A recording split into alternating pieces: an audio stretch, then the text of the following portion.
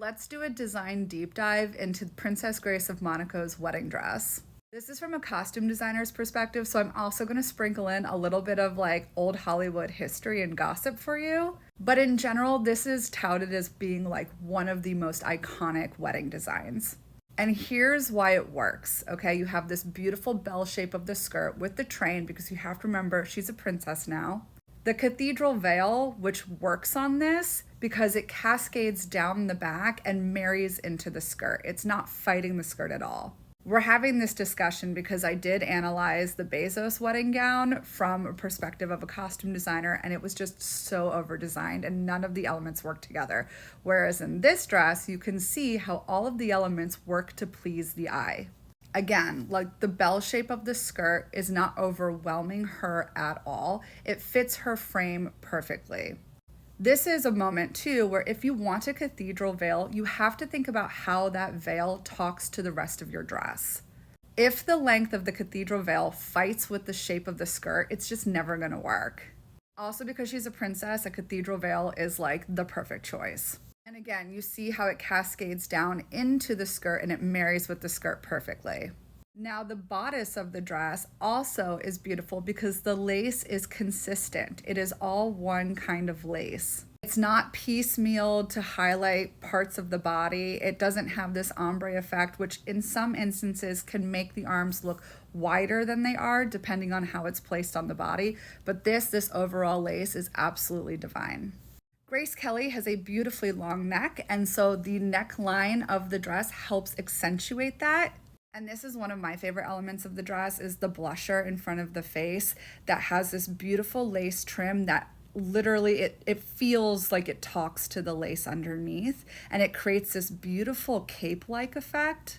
So who designed this masterpiece? I know some of you will say it's Edith Head, who was a costume designer at Paramount and who had a really good relationship with Grace Kelly. But surprise, surprise, it was actually this woman over here, Helen Rose, who was a rival of Edith Head's, and she worked at MGM Studios. Apparently, when Grace Kelly chose Helen Rose to design her wedding gown, it was like a big deal to Edith Head. Edith Head was not happy about it. Now, a little backstory into old Hollywood. So back in the day, the studios would hire costume designers to lead that department, lead the costume design department. Now, costume designers are freelanced out based off of the production and the show and the film and et cetera, et cetera. So that's why there's so many people working. Before, it used to be like, at Paramount Studios, Edith Head was the lead costume designer. At MGM Studios, Helen Rose was the lead costume designer. She took over after Adrian retired.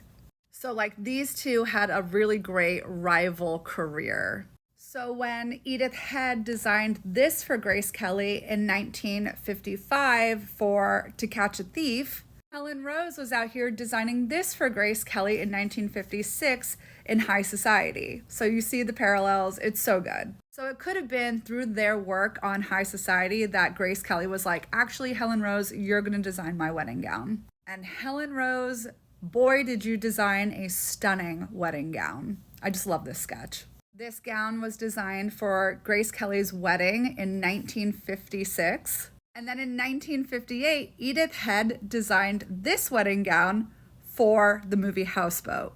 I, of course, see some parallels, but at the same time, they are two very different dresses, so this can just feed into their creative rivalry. Both gowns are absolutely beautiful and set the standards for that 1950s quintessential bride look.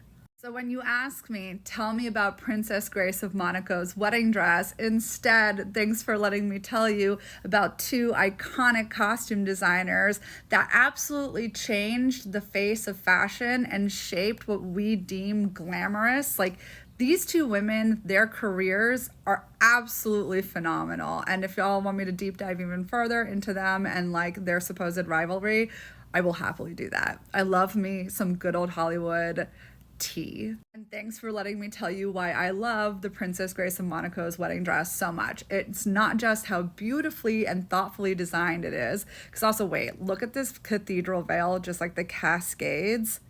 It's beautiful. The visual interest here, it all talks together. It all works together. It's very elegant. She looks demure and yet very classy and classic.